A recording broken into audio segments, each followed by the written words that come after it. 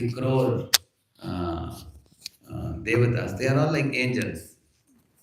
They are all doing different services for the pleasure of God. Somebody is controlling the rain shower, somebody is controlling the heat of the sun, somebody is controlling the education department, Saraswati, like that. So sometimes people misunderstand that there are plenty of gods. There are not plenty of gods, there is only one God. Is that clear? Yeah. Thank you. Anybody else? So she is going to start chanting from today. So I request everyone on Vaishnav and Prabhuji to please bless her. You are on Haribol. Thank you for coming. So my question is that we know that Dhruv Maharaj faced the turmoil in his life and he became determined to attain God. Yeah. But when we face turmoils in our life, it happens other way around. We go away from Krishna, we get succumbed to breakdowns emotionally. Yeah. So how to become determined in life? That's my question. We have to increase our piety, Prabhupada says, because when by we the more and more a living entity becomes pious, when they are crushed by situations, they run to the lotus feet of God. And when we are not increasing our piety, then we tend to run away from God due to lack of trust and due to wanting to take the situation in our own hands and solve it. Like Arjuna, for example.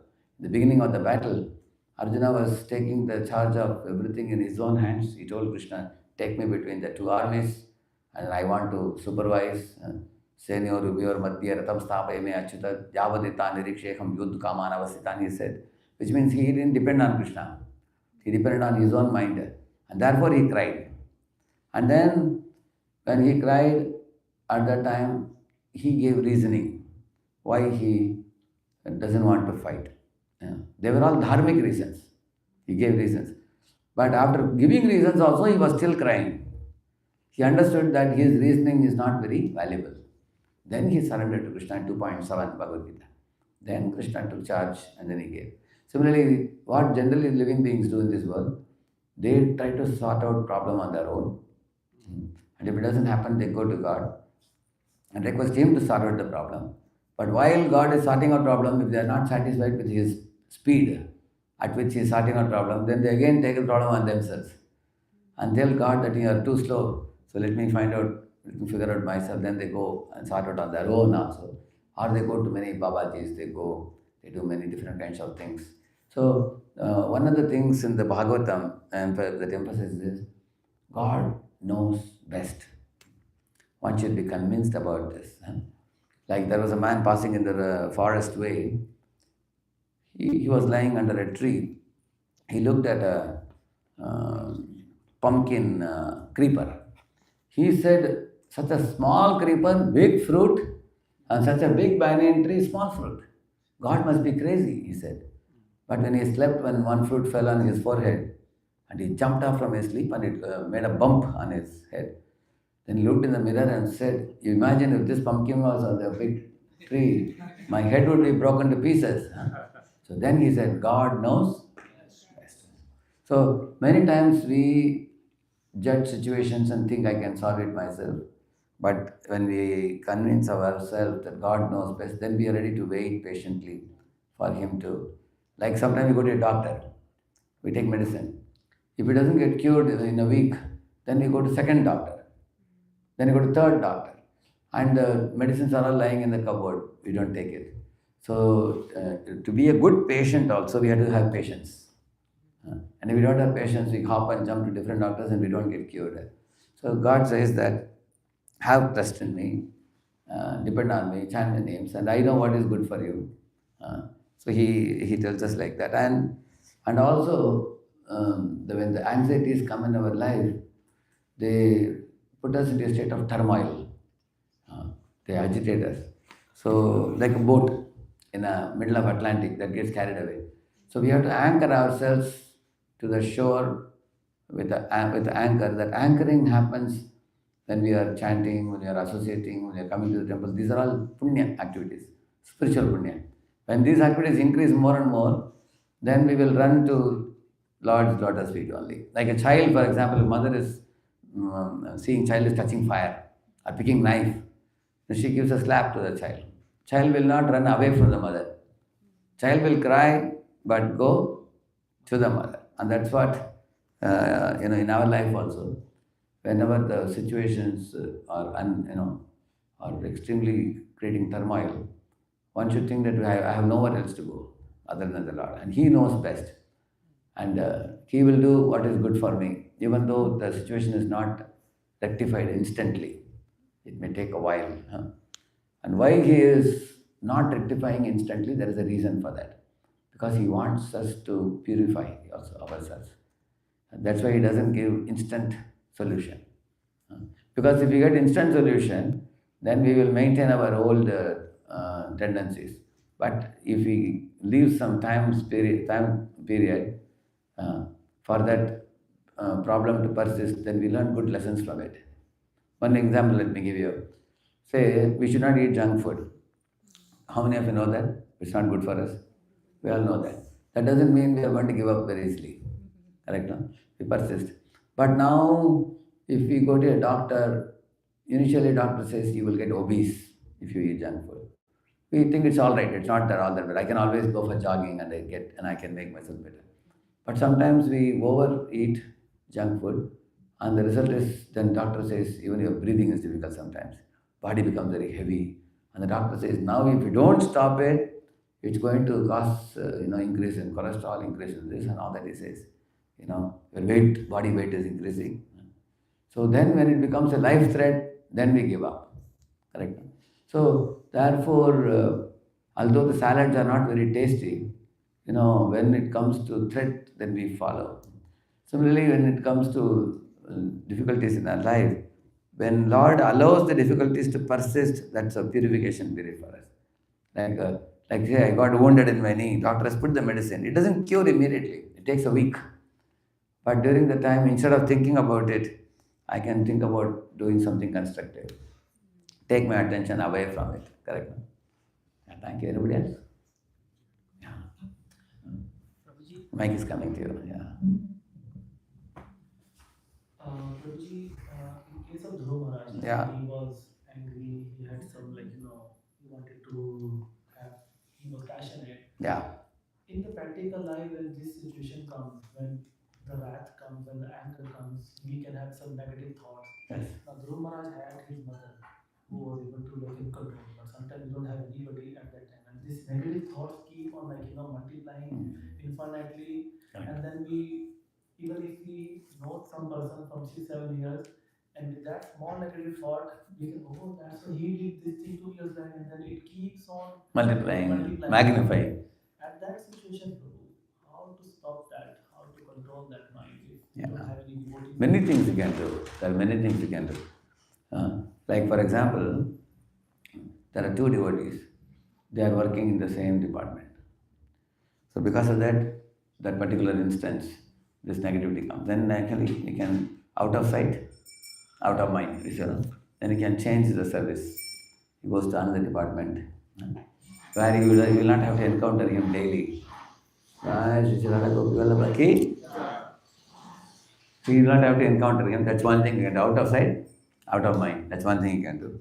Second thing is, as soon as mind starts multiplying, immediately one should know that I should not give idle time to the mind to multiply. We should, well-planned activities should be written down and we should take it up. Because once you become preoccupied with some busy activities, mind also starts planning. That I want to, today we are going for book distribution, we are going for Harinam Sankirtan, we are going for preaching, things like this. Then, instead of preoccupation in negativity, mind becomes preoccupied by busy services due to there is no other alternative. Or you take Bhakti Shastri. Like, my sister was telling, she took a Bhakti Vaibhava. It was too heavy for her, along with her raising her 2 kids and along with temple services. So she gave it up for a month. Then she said, when I don't do Bhakti Vaibhava, then my contemplation becomes replaced with problem solving. This kind of. Then she again took it up. Because she said, when I took Bhakti Vaibhava, day in and day out, the thoughts of Prithu Maharaj, Dhruva Maharaj, this is going on in the head. I tried the assignments, everything. Therefore, idle man's mind is a levels of sharp.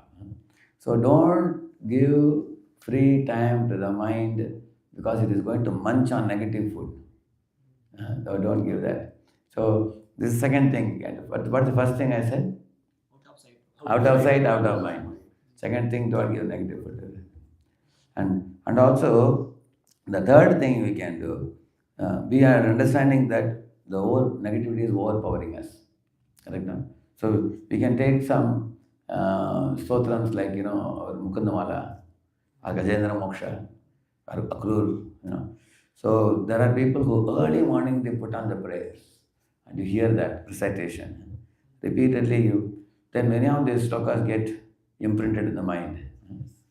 Yakkaschane shobalinantakoragat prachanda vegada vidhavato vrisham bhitam prapannam paripadiya dubhayat mrityu pradavattyaranam tamimahi na vidyate yasya cha janma karma va na nama rupe guna dosha eva va tatapi lokapyaya sambhavaya स्वमाययातान्यनुकालं ऋच्छति तस्मै नमः परेशाय ब्रह्मणेऽनन्तशक्तये अरूपायोरुरूपाय नमः आश्चर्यकर्मिणे. So when there was one boy studying in NIT Rourkela.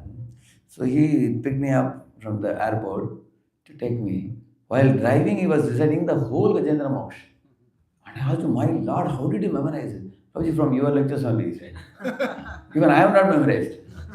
Actually, I see and recite the whole Gajendra Moksha in the beginning of my daily 7 lectures I had given. So he heard that he liked it so much. In the early morning hours, he was hearing it daily. He said, Prabhuji, I never saw the prayers, he said. I only heard. He heard for 2 months, he heard daily. He said, now I know by heart, by hearing. This is a very way of learning. You decide for Krishna Sahib. This is for the COVID time I did. That time I did daily. Full, it's right? Full. I recite it and then I speak it. So he said I put it on, repeatedly hearing. Now after seeing him, I got inspired. I also want to memorize now.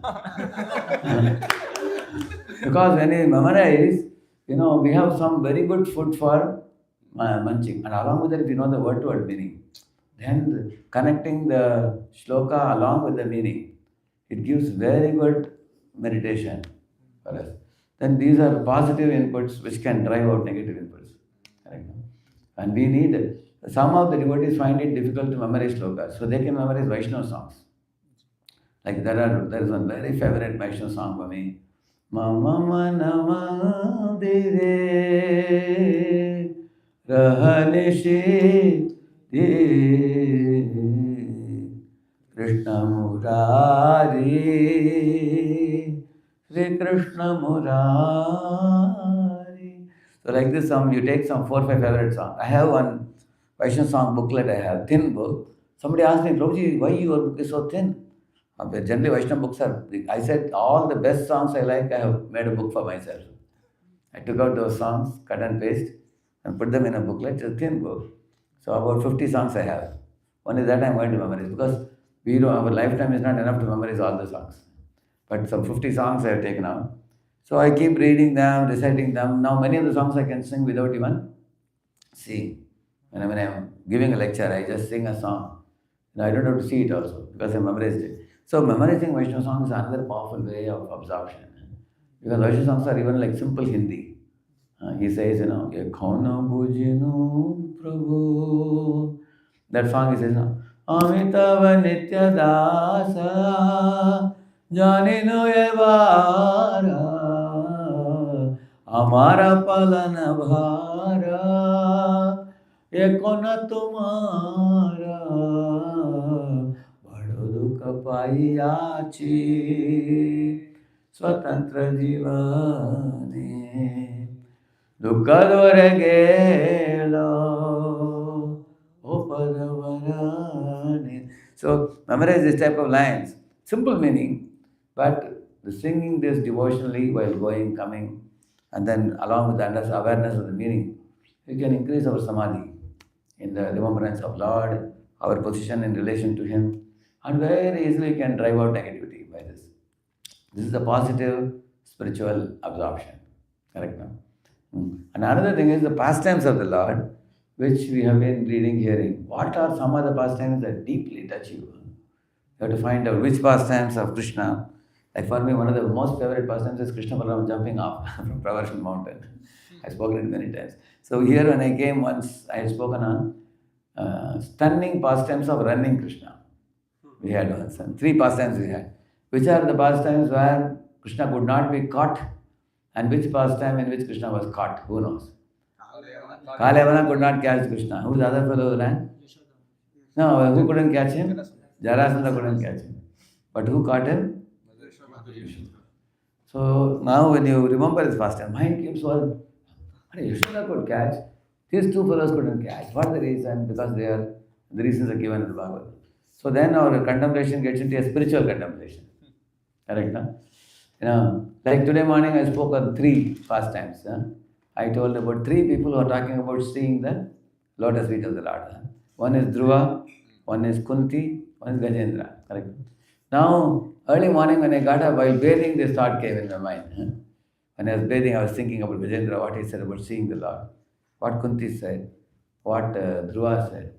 And then when I was speaking the Japata, that developed into a particular, So we have to think about what we have studied. So there are 6 steps process it is. First is Shravanam, hear. And second is Mananam, recollect. First you write in the notebook, see and recollect. Then you close the notebook and recollect. That is better than seeing. They say in the Japanese, one of the secrets, Elon Musk only says this. He says the Japanese secret of memorizing, how they memorize is they don't see the notes. Without seeing notes, when you stretch the brain to get the information, that is the time you grow. He says you become a better version of yourself. That means ability to retain increases when you stretch the mind to recollect. Whenever I finish a class, I ask them, any takeaway? Immediately people open the notebook. I should tell them, see, then notebook will go back to Godhead. So you have to recollect. So Shravanam, then the Mananam. And the third stage is contemplation. Contemplation means, okay, now I can recollect what I heard, but understanding the meaning, what it exactly means. For understanding it, one has to analyze why only like this, why not like this, and the comparison, contrast, analyzing. When you do, then the contemplation happens. And the 4th stage is reflection. Reflection means how is it pertinent to my life? How is it relevant to my life? Like Ajamila, for example, first he contemplated on the Vishnu Dutta's glorification of holy name. Then he talked about his own flashback from his life. That is reflection. Right now, that's the 4th step. And then the 5th one is making a plan of action. Like Ajamila made a plan of action to go to Haridwar. For 12 years he practiced. He made a plan of action and executing the plan of action. That is the 5th step. Because when you apply, then realizations arise. When we don't apply, it remains only theory or understanding. And the last step is speaking it to 3 people. Catch 3 people visiting temple and tell them. Tell them that today I read one prayer from Gajendra, I read from Kunti. And then there are many people who are grateful if you tell them, I have done it. Newcomer, somebody comes, you call them, hey, would you like to hear something? They say, thank you. I thought nobody will talk to me. You call and tell, and that way you benefit more than him. Because when you repeat to 3 people, it becomes your asset, permanent asset for you. What are the 6 steps? First one? Manana. Contemplation. Reflection. Plan of action and application. Those 2 are 5th one. Not only plan, execute. That is 5th one. And 6th one? Speak it. Yeah. Like right now I'm seeing our Pitambar Govind Prabhu. He and his good wife, morning, daily 4:30, 5:30, 1 hour they are reading Srimad Bhagavatam. They separately study, 45 minutes, and then they come together and he tells her what he studied. He is studying 7th canto. She is studying 1st canto. So they revise from the notebook. It's only a matter of time, you will see, if they do this for 1 or 2 years, what kind of rock-like conviction they will develop. You will see that. Anybody who does it, I've seen steadily, though I told him, Gauranga Prabhu makes notes like this only. Similar notes he makes now. And they're swallowing many purports, they're remembering. And that will visibly show up in their conviction, in their execution of services, in their confidence in Krishna consciousness. For a period of time, it will show up like this. And now, because the Shravanam has started now they are doing Mananam now, correct now? Now, and the third step, what I said? Contemplation. Now, I have not told them, but in case they contemplate, which means, deepen your understanding by asking questions. Right now, the knowledge and understanding is coming, and it will become deeply understood when you ask questions and compare and all those things when we do. Whenever I read, I take a lot of time to read the Bhagavatam purports because sometimes I am stuck in 2-3 pages for 1 hour also. That is because when you contemplate and ask questions, and then then I go to different sections to check whether, how to understand this one.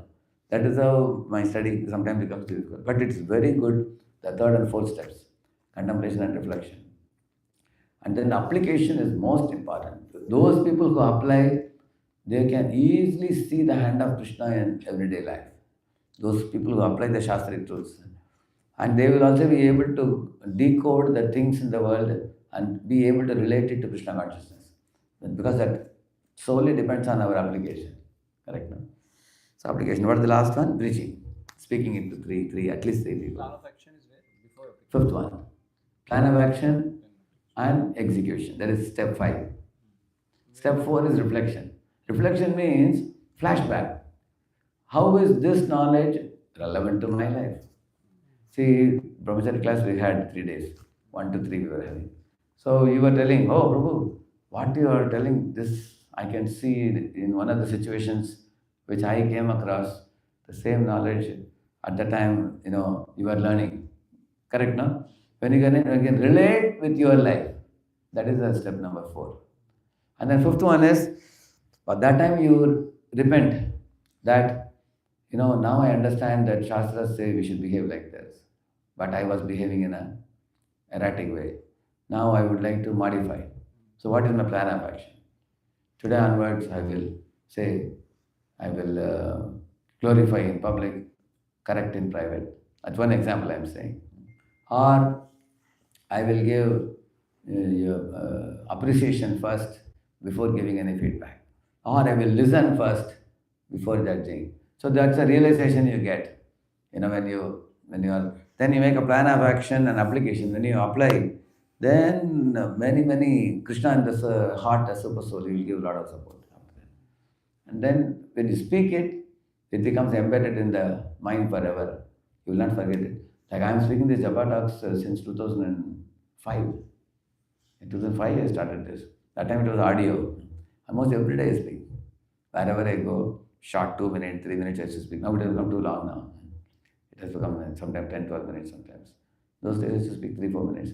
Because by speaking it, your contemplation increases.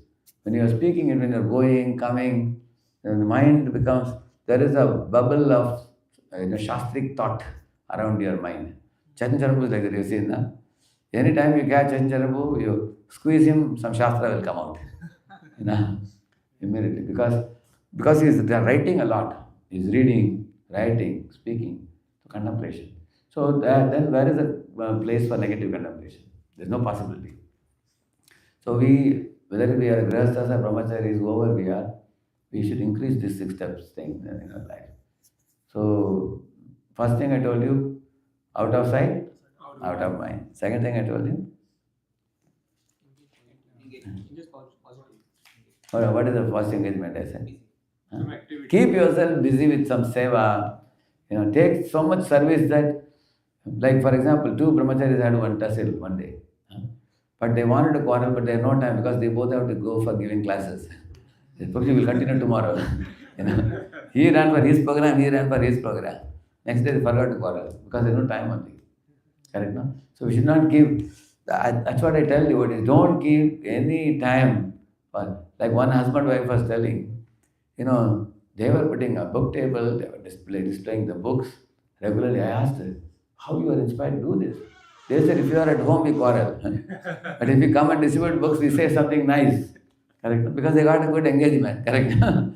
When you engage in service, there is no, you want to quarrel, quarreling tendency may be there, but there is no time in that. That is the second point. Keeping ourselves busy. Sometimes people become unhappy that no, I was overloaded with service. Sometimes better to have overload than underload. Because in the underload, Maya squeeze comes in. That is the second point. The third point was this one. No, this Vaishnav songs. Shloka. Yeah, memorizing shloka and keep repeating the shlokas, correct? And then Vaishnava songs. Shloka and Vaishnava songs can put in third category, correct? And the fourth one is how do we read Prabhupada purports? Prabhupada purports are more important than the translations also. Because translation is just verse translation. We can't understand it on our own unless Acharya throws light on it. We can't understand on our own. So purports from there. The real secret of Bhagavatam is in Prabhupada's purports. We have to capture the vital points and do the 6-step process.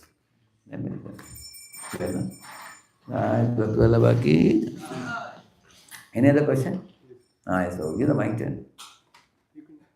Yeah. Guruji, you were mentioning in the class today, in the question answer about how there is gross and also there is subtle sex. Correct, And correct. you were saying that the second one is puja la pratishtha. So I was curious, what is the relationship between like subtle sex kind of tendency and puja la pratishtha? How one is related? Oh, there is a direct connection. For example, Prabhupada says when Kshatriyas come back from the war, their wives would praise them for their chivalrous nature. And Kshatriyas need that encouragement for them to go on and on with their kingship. Similarly, Kshatriya kings would appoint some Sutta Magadavandi and people like that. In the Bhagavatam you will find that. And they would praise the lineage of the kings, the Vamsh in which they have come. And they will also make a list of the king's activities and tell them through songs. They will make songs and praise their glories. And he will give them compensation, some gifts and other things he will give. So Prabhupada says here, Kshatriya needs such glorification of his charity and activities for him to go on doing good activities in the world. He needs that. Kshatriya needs that. One should not think, why do they need to be pampered? One shouldn't say like that. Because they are praising him for virtuous deeds in alignment with dharma. So that's not wrong. What they are doing is it's good for the king, and also the world also comes to know how wonderful deeds this king is doing. They feel very happy to be under his shelter also. So now this is puja, for example. Similarly, love means expectation of gift. Now, one thing is to be praised by somebody, but to be praised by a woman is more pleasing than to be. Imagine if a young beautiful girl comes and says, "Oh, you did so wonderfully," or another boy comes and tells you did wonderfully. There's a difference. That is why the subtle sex eventually comes as gross sex, like that. Similarly, like love means receiving some gifts. I achieved something and I should be given some gift. I deserve a gift. I should be given and expecting like that kind of thing. Now, in one's life, you will see anybody purchases anything, they are purchasing for somebody. You saw a new model, mobile, or you saw a beautiful necklace. A man will purchase it for his wife or somebody and go and give. And then he has some expectation of affection from them. When any commodity he gets. Or if a man is going and presenting a paper in a conference, or is receiving some award, he knows that this will help me to increase my wife's affection and respect for me. You will see all the sports games. As soon as a man wins, what is the first thing they will do? You've seen that? They will, I guess, reach out to their. Oh, when they come running out, there'll be a big embrace, kiss, everything. That also video man shows. You've seen that? Yeah, like if you see elephant puts his tongue and tears down a branch and then look around.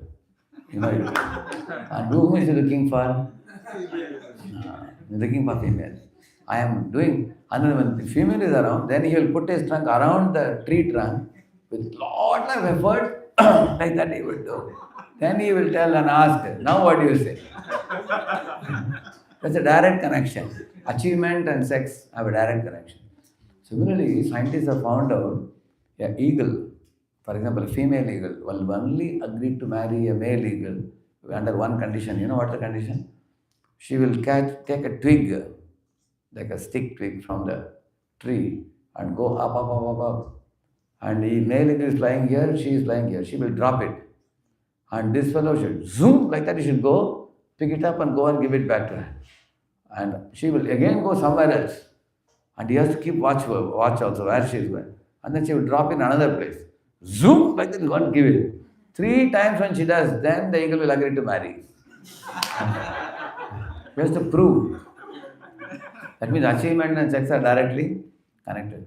Vishwanath Anand Maharaj said he was in Gitanagri, sitting under a tree. In the night, he saw a lot of glowworms in the tree. And Maharaj was glorifying. Then Ekavir Prabhu said, Maharaj, you know what are these glowing glowworms? He said they are male glowworms. And they have to exert a lot to exhibit light in the night. When they do that much time only, the light will glow. After that, light becomes dim. Again, some of them are expert to glow for a long time. And then he said, and the Maharaj asked, really? They have to exert to show light? I didn't know that, Maharaj said. Maharaj, they are exerting to show this to female glowworms. He said. Maharaj said, I didn't know this secret. Maharaj said, oh, I was peacefully sitting about to chant. You brought such another thing in my mind. He said. So, in this way you will find every jiva, whether human or animal or bird, their exertion, achievement is very much connected to sex life. You will see that. From subtle to gross. Puja, love, patishta, prestige, image, how are my looks, what are my achievements, accolades, what others are thinking about it, especially what females are thinking about it. Like one boy used to play guitar in one of the NITs, he used to play. So our brahmachari had told him that, now that you have become a 8-rounder devotee, no need to play guitar and you for Karmi songs and all, he was telling like that. He was telling. So that boy came and asked me that, Prabhu, a Krishna conscious devotee, can't he play guitar? I said, he can play. You can play for camps and all, you can play. Then he said, when I go to the stage and play guitar, I always want to know what are those 2-3 girls in my class talking about me. I wish somebody records and shows me what they. That means, our performance is very much connected to opposite sex. So one boy asked Vishwanath Anand Maharaj in a Prerna festival, Maharaj, behind every great man, there is always a woman. Some great woman to whom he is attracted to because of which he is doing. So who is that woman behind you? Like that he asked Maharaj. Maharaj said, that is Srimati Radharani, he said. Maharaj said that answer. So those who are brahmacharya sannyasis, they can go on and on for their whole life, provided with a growing number of years, they have to develop a deep shelter of Antaranga Shakti. Because the Antaranga Shakti shelter can help them surpass sex desire. They can go beyond the mundane sex desire. Without that understanding of Antaranga Shakti's personality, Srimati Radharani's personality, it may be very difficult for one to artificially renounce the world. Yeah, that's why we say, Shri Guru Charane Rati. That Rati, one meaning of Rati is an intense attachment to Guru's instruction. Another meaning of Rati is intense attachment to sex life. That is also called Rati. So both are used in the same word. Same word is used for both. As much a man is attached to sex life, equally or little more than that is to be attached to Guru's Vani. Then he can say no to that. Makes sense, no? Yeah. What is that? Yeah. Guruji, this is spiritual achievements. Yeah. Somebody gets that is under Antaranga Shakti. The driving force is like that. Yeah, correct. You're saying that because Antaranga Shakti actually gives a safe and very secure shelter by which one will not be attracted to, the gross sex or subtle sex. One can, like for example, there are gurus who achieve a lot of things they do, but how they don't become proud? Because they're sheltered properly in Antaranga Shakti. They do a lot, but they always feel that, I have done nothing. It's all Krishna's grace. So Antaranga Shakti is personified Seva Bhava, Srimati Radharani. Her shelter one gets. Then that rasa between Radha and Krishna and the gopis and Krishna, one is sheltered in that, then nothing of this world can attract them. Correct. What was your question? Yeah. Prabhu, so we hear that Mahaprabhu and Galadhar Pandit, they would relish these pastimes of Dhruva Maharaj. And Prahlad, correct. Uh, Because at Dhruva, times. Mahaprabhu liked Dhruva's determination and fixity on Guru's instruction and never giving up. Correct, no?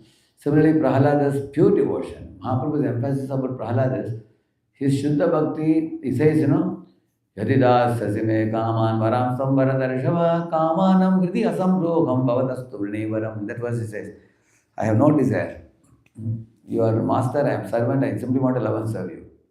This Mahaprabhu appreciated. Anya vilashita shunya. So purity of Prahlada's worship and determination of Dhruva sadhana.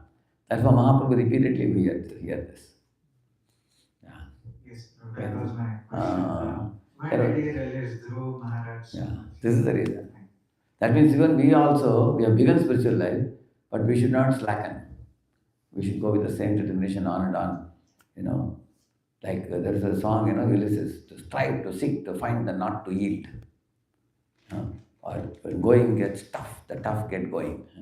But keep on going. You will see that people like Prahlad or Pandavas, when it got tougher and tougher, they never gave up. And then Lord becomes Yatantascha Dhrida Prata, he says, That's very inspiring. Yes, Prabhu. Hare Krishna. Next question. My question is, I don't know how to put it, but in conversation between Suniti and Dhruva, she told 3 terms to Dhruva Maharaj, like, you were a great grandfather, Brahma, Correct. so he also achieved the power of creation. Correct. Second thing, Swayam Manu, he also achieved the favor due to Lord. Yes. And she was telling her that you should go and search Lord. In that context, she told one more thing, that if you envy your mother Suruchi, what will happen? You will incur a sin. It is not good for you. You should give up the malice. Yeah, he was the man. Correct. So, question is that, Prabhuji, is it that the glories of Vedic India was so great that even she did not go to Gurukul? But Prabhupada, right, she's a Patar Pradarshak Guru for Dhruva Maharaj. Correct. So, what was the glory during that time that mother's, ordinary mother, because she was totally neglected by king also, she said that he's not. She was a devotee.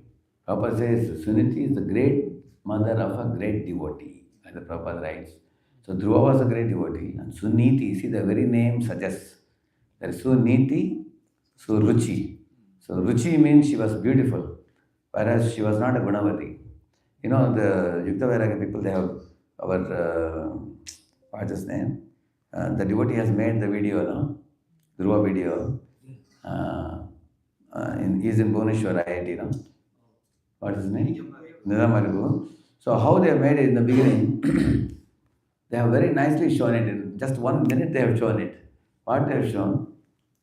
Suniti is calling Dhruva, my dear child, tomorrow when you become the king, you should rule the kingdom in such a manner. You should be godly and you should always benefit the people like a Raja Rishi, saintly. So, and you should be a lover of God, she says. You should love God, and on behalf of God, you should rule the world. And then Dhruva tells, yes, mother, yes, mother. This is what I exactly love the most, mother, like he says. As a small boy, she is feeding him the beautiful devotional scripts she was giving him. And then immediately he changes the scene where Suruchi is sitting in a dressing room and she's putting a necklace and looking in the mirror how I am looking like. And then the king is coming and standing behind her. And then she's asking, oh, my dear king, this necklace is so beautiful, she says. And what the king is saying, it naturally looks beautiful because the person wearing it is very beautiful. Like that he says. Who? The king says. The king Uttanapad says. And then she is saying, thank you, but just as you have given me this necklace exclusively for me, please make sure that whatever you give me exclusively, don't give it to others, like that she says. So they have shown very beautifully, within a minute, they have shown the mentality of Suniti versus Suruchi. Suruchi is all the time decorating herself to impress the wife, to impress the husband and keep him under her control. Whereas Suniti, she is always aligned with God's will. She is teaching the child how you should be aligned with Krishna. Krishna is the shelter of everybody. Even today, you will find also there are many women. When the women are growing, it's not that women only grown in good families will become good. Sometimes by dint of, like yesterday we were in one of the programs we were doing, a man was telling, I've seen my father, how he suffered due to bad habits and everything. So then they don't take the bad habits also. There are people like that. That's why the free will matters the most. So in the case of Dhruva, fortunately his mother was a devotee and he also became a devotee. But it is not that like Hiranyakashipu, his son became such a great devotee. He didn't associate with his father. He said associated with saintly persons. Correct now? There are many examples where the family didn't support somebody, but they became great devotees also. So ultimately, every individual jiva can be inclined to Krishna consciousness or not inclined. It's ultimately, especially women are very saintly. That family is a very fortunate family because the in-laws, the son, the husband, everybody benefits from that. Like one Suniti changed 3 people. Because of her influence, Dhruva became a pure devotee. And then Uttanapad lamented later on that, my son went to forest, I am such a fool. My wife Suniti, she's so tolerant. Seeing her tolerance, he developed Vairagya. Not only that, when Dhruva was returning back, Suniti invited Suruchi, come let's sit in the same palanquin and go together and receive Dhruva. And Suruchi accepted. Suruchi also came because we may not understand why it's important. Because if Suniti went alone to bring Dhruva, the whole kingdom will gossip. They will say, Dekho, dekho, dekho, kya ho gaya? Suruchi was envious. Abhi dekho kya hone wala, things like that. But when Suniti is taking Suruchi with her in the same palanquin, everybody's mouth is shut. These 2 queens have become united friends. And both are blessing the child. How intelligent she is. And seeing that, Suruchi also embraced Dhruva just like her own son. Ayushman Baba, she blessed him also. So one Suniti changed 3 people. So this is a very great learning for actually every Bahu who comes to your home. She can change in-laws, she can change husband, she can change her children. She has the power. That's why it is said the hand that moves the cradle can make or break a home. It is said. That is one of the reasons why I was telling Mataji that we should have a program for Bahus. Correct, no? Because they will not leave Boston, they will stay in Boston. And in Pune, you can contact Igal Prem Mataji. She has made a big list of, they are trying to get in touch with 200, 300 Bahus in Pune. Hopefully after that 100 will become devotees. If they are trained to be like Suniti, the world will be a much better place, correct now? Because if the women are not trained, their attention will go to decorating themselves, dressing themselves and asking husband, can you get a bigger job, better job, fatter salary, and then let's go on a European tour. And husband's head is spinning, he doesn't know how to spend so much. So then they are going to become materialistic if they are not given a spiritual direction. Because women generally need direction. If husband is giving a spiritual direction, they go in spiritual line. Husband gives materialistic direction, they go in materialistic line. If nobody gives any direction, materialistic. No direction is default direction. Is what in the material world? Materialism. So we have to change the default by designing the direction, by giving the training. Yeah. So I need to understand when we say also when somebody become pure devotee, Yes. in case of Dhruva Maharaj. Yeah. So in that the minute independence we say, Yes. minute independence. Yes. So becoming pure devotee also one can use his minute independence like Dhruva was very fighting and mercilessly killing those yaksha. See, after becoming a pure devotee, why did he behave like that? Some people ask this question. And he developed hatred for the yakshas. That is due to excessive attachment to his brother, Uttama. Prabhupada writes that. Because attachment and aversion are 2 sides of the same coin. So, therefore, Swayambhu corrected him. He said, don't develop too much attachment to brother. He is supposed to leave, has left. And then don't become averse to this thing. That is for us. The Bhagavatam has mentioned the past time because pure devotees like Dhruva are orchestrated by the Lord like a play toy. Lord uses such devotees like Brahma or Dhruva. Lord uses them to teach the world some lessons. We can learn, even if you become advanced devotee, be very careful, we can become victim of attachment and aversion. That's the lesson for us. We should not think that maybe Dhruva had some lacuna. We should not think like that. We should always think that Dhruva is a pure devotee and Lord made him do this yaksha pastime for me. That's the ideal way of understanding. Not only the Suruchi and Uttama, so the forest. That is due to destiny. Somebody may say, now she has become rectified, she has given up malice, and why should they suffer? But if something is in destiny, Uttama's dying also is already destined.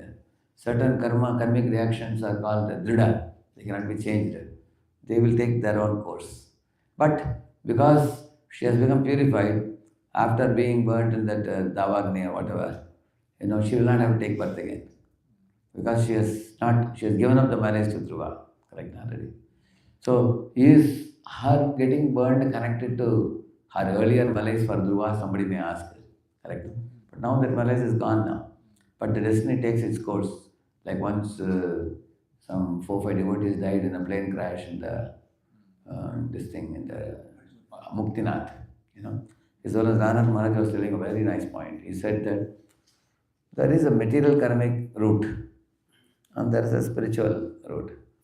So Krishna protects the spiritual part, that whatever bhakti they read, that will never be lost. And then the material karmic route, if in the previous life they have done some terrible sins like killing cow and things like that, they have to suffer at least in one life.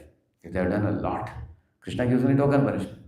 So in this life, that may take result may come that they will have to leave the body in this way. But their spiritual advancement and stature, that will never be diminished. Maharaj explained that when he spoke after that incident. So you mentioned about Suruchi is becoming pure devotee or Uttama. You mentioned something. Oh, it is mentioned that she received Dhruva without any malice. She embraced the child like her own child, that is mentioned. About her After that, there is no mention. devotional service. Actually, we have to read Vishnu Puran and Padma Puran. There is more elaborate than Bhagavatam. You can check it, get more details. One last question. Yes. I wanted to ask about the impurities you were mentioning at the beginning.